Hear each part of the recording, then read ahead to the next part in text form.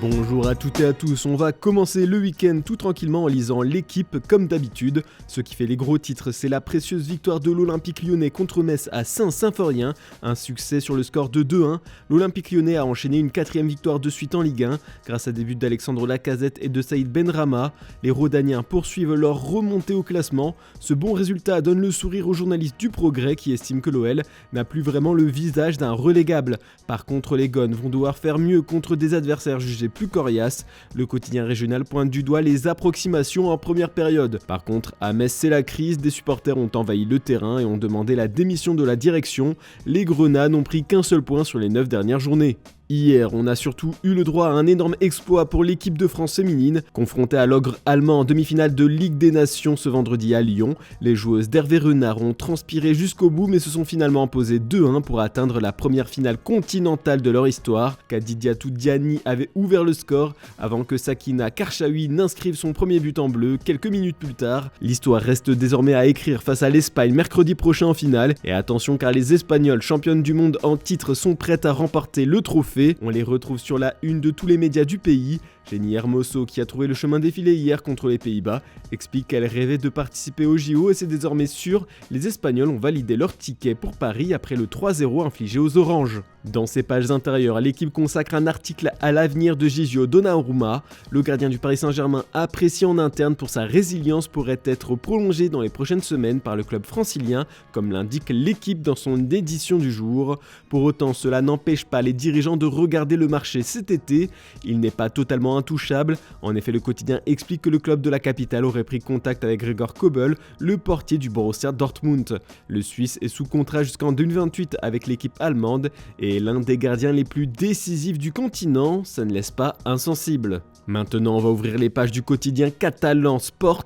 On y apprend que Frenkie de Jong a un pacte secret avec le FC Barcelone.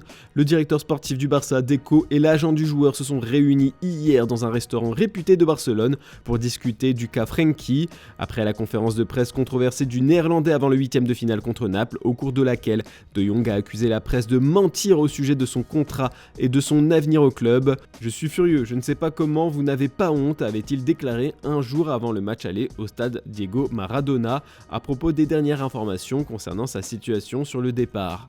Deco a clairement indiqué que De Jong était l'un des joueurs clés du Barça et que le club comptait sur lui pour l'avenir, tout comme Ronald Araujo et Pedri. Du coup, d'après Sport, le club Blaugrana compte sur lui pour renouveler son contrat qui prend fin en 2026.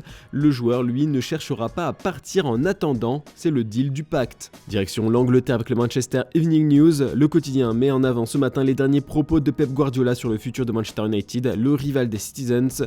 Avec l'arrivée d'un nouvel investisseur d'envergure, Sir Jim Ratcliffe, le coach espagnol pense que les Red Devils vont retrouver les sommets rapidement. Le milliardaire britannique avait déclaré que United pourrait faire tomber son rival City de son perchoir.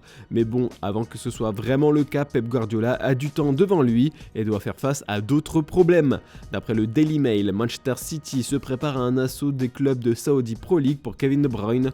Le milieu de terrain belge est l'objectif prioritaire des dirigeants saoudiens pour le prochain mercato estival. Et selon plusieurs médias anglais, Manchester City n'est pas contre le vendre, mais ce sera pour un prix exorbitant. On parle de près de 120 millions d'euros. Entre autres, ça fait quasiment de lui un invendable. On va terminer cette revue de presse avec une interview exclusive d'Hugo Lloris parue dans Le Parisien. Il a évoqué le sujet des tirs au but et forcément de la dernière Coupe du Monde perdue face à l'Argentine. Je vais vous lire ce qu'il a déclaré. Si les tirs au but peuvent se travailler, c'est bien de se poser la question. Il y a un réel objectif, mais est-ce réalisable ? Je ne peux pas y répondre. Il y a par exemple des gardiens plus à l'aise que d'autres dans cet exercice. Je n'ai pas été beaucoup en réussite dans ma carrière sur cet aspect-là, même si j'en ai arrêté d'important. Quand tu en discutes avec Dibou Martinez, pour lui c'est un jeu psychologique. Je ne sais pas faire, mais ça ne veut pas dire qu'il a gagné toutes ses séances de penalty.